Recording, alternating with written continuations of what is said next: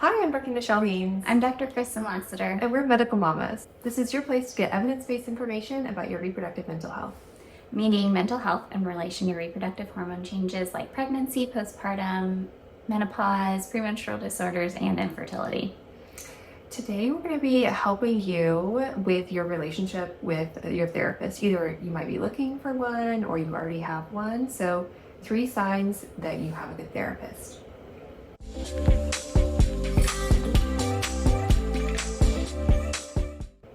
So the first sign that I think is probably, well, they're all kind of equally big, but I think this one is really, really important, is that you feel safe with your therapist. And what we mean by safe is obviously physically safe, but also emotionally safe. Right. So when we were thinking about how do we categorize what it means or how many items are we going to offer for this video, all of them we put under this one category of you feeling safe, or a lot of them you could. So they're non-judgmental, they're accepting of you, they're actually listening to you rather than just seeming like they're bored or they're not remembering big components of things that you're dealing with. Yeah, you feel validated when you talk to them about things that are hard to talk about. You feel supported in what you're going through.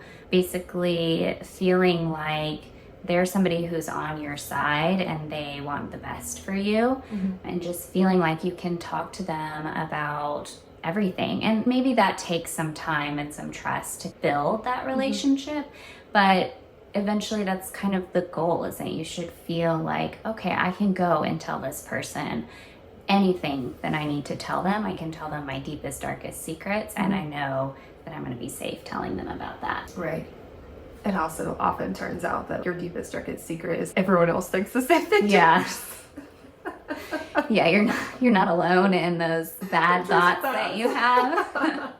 Everybody has them.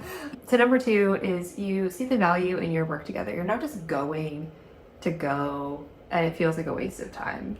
Right. It's not just someone that you're going to kind of gossip or update on your life. There's actual value in the time that you're spending together and over a long period of time. So it might not be like a couple months, maybe a year or something. You start noticing the progress that you're developing in yourself through the therapy work.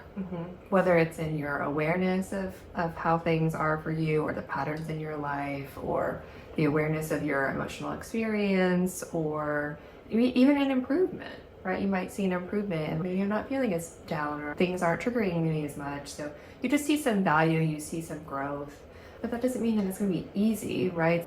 A lot of things that have value are hard to obtain, so. Yeah, I think that if you feel like your therapy is fun and easy, something's not right, because therapy is hard. The sessions are not always fun, and it can push you to do uncomfortable things or think about things in a way that you're not used to, and that is signs of growth. Right, as long as you're moving forward towards your goal of whether it's feeling better or understanding or whatever, it's hard work to do.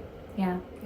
And the third one is that the therapy is about you, not about your therapist.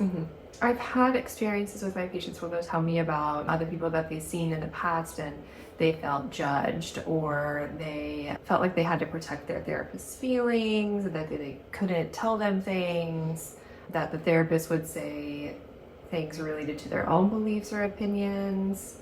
So those are signs that things are not going well. So if you feel like your therapist is not bringing in their own beliefs and opinions and that this time is for you, those are good signs. I think that's one of the reasons why it's so important for therapists not to disclose too much information about themselves to their patients, because it's really about you. This is a professional relationship where you should feel like, I can talk to this person about anything and I don't want to worry about what their own beliefs are, what their own experiences are, how this is going to make them feel. It's really about you, your experiences, your beliefs, and how you're going about the world. I will say that I'll disclose, like, if someone is having difficulties with their children and they ask me if I have kids, I'm like, yeah, I know, I get it. I know how hard those moments are, and it feels safer to talk about those moments because they know there was someone who has those experiences as well. Right. So it's not that you don't have any information about them as a human, it's just that it doesn't feel like it's about them. Yeah. Right. It's not an equal relationship. It's about you. Right, exactly. So those are 3 things to tell you if you found a good therapist, or things to look for if you're looking for a therapist. Hope that's helpful. Please like, comment, subscribe. We'll see you soon. Bye.